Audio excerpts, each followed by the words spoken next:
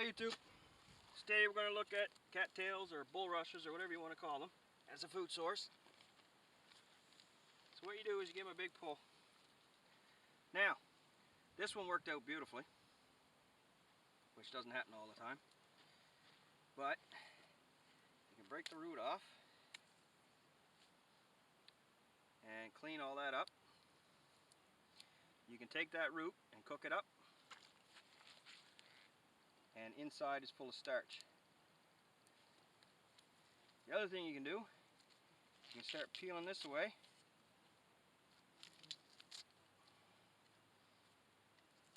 Now this one I'm not going to eat because a lot of four-wheelers come through here. So I just don't want to risk contamination. But right in here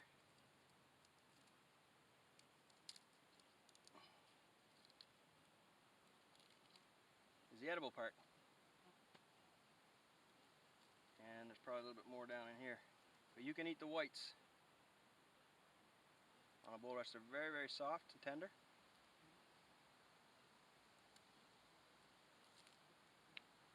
And as long as you're down way low on the white part, you can eat it. But the outside stuff, you can see it's right woody and tough. You don't want to be eating that. You want to be eating this nice tender stuff. And on the roots, I'm going to clean this a bit.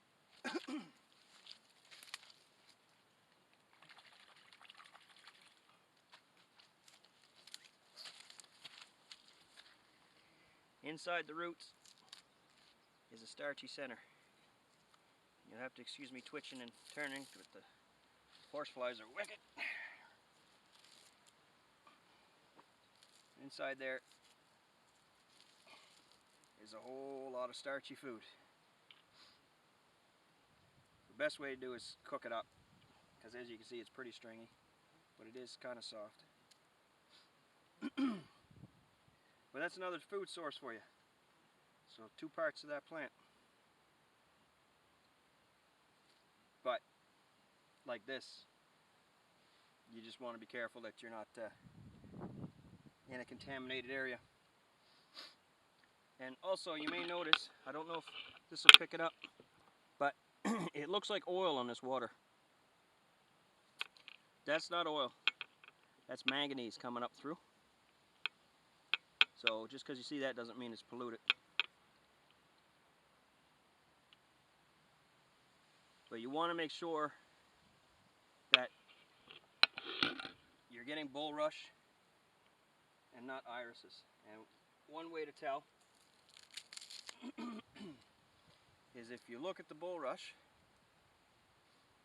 on the top, it looks almost exact the same as the iris, but when you come down to the bottom, this is dome shaped and this is concave. And if I can break off a piece that shows it better.